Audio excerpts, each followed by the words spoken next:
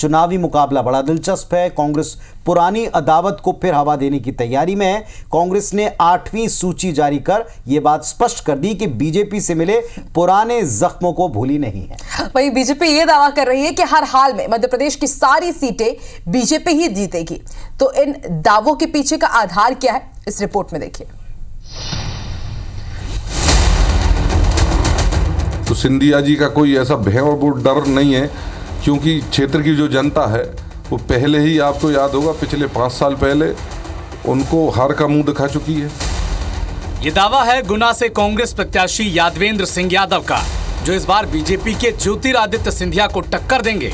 Ticket मिलने के बाद अपनी जीत को लेकर पूरी तरह से आश्वस्त यादवेंद्र के दावे में कितना दम है ये तो 4 जून को पता चल जाएगा।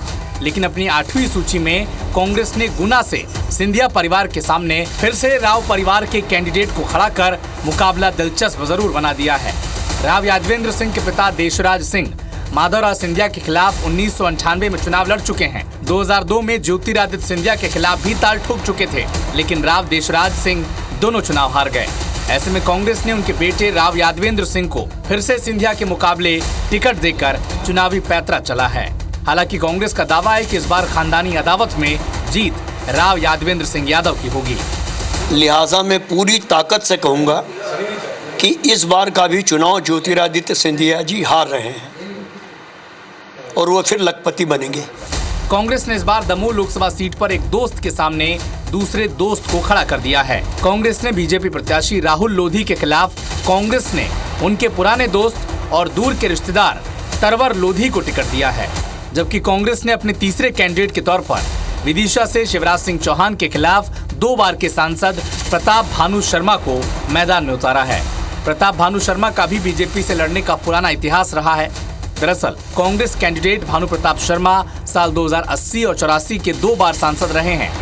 प्रताप भानु शर्मा का चुनाव प्रचार करने खुद इंदिरा गांधी और राजीव गांधी आया करते थे।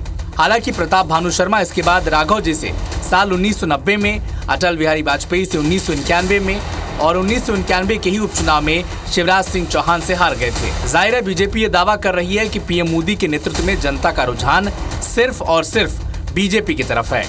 आदरणीय नरेंद्र मोदी जी ने हम लोगों को संकल्प जो दिलाया कि अब की बार 400 पार, और देश की जनता अब कह रही है अब की बार 400 पार, तो उनके संकल्प को पूर्ति के लिए भारतीय जनता पार्टी का प्रत्येक मध्य प्रदेश का कार्यकर्ता, हम लोगों का उद्देश्य ये है, लक्ष्य ये है कि हमारे अंदर 29 सीटें हैं मध्य प्रदेश की, हम 29 की 29 सीटें जीत कर आदरणीय नरेंद्र मोदी जी के गले में हार डालें। गुना, विदिशा और दमोह की टिकट को देखकर तो यही लगता है कि कांग्रेस पुरानी अदावत भूल नहीं पाई है। शायद इसीलिए कांग्रेस ने 2 दोस्तों, 2 खानदानों और 2 धुर विरोधियों को फिर से आमने सामने खड़ा कर दिया है। हालांकि उनका ये चुनावी पैतरा कितना काम करता है, इंतजार रहेगा। नवीन कुमार सिंह, IBC 24, भोपाल।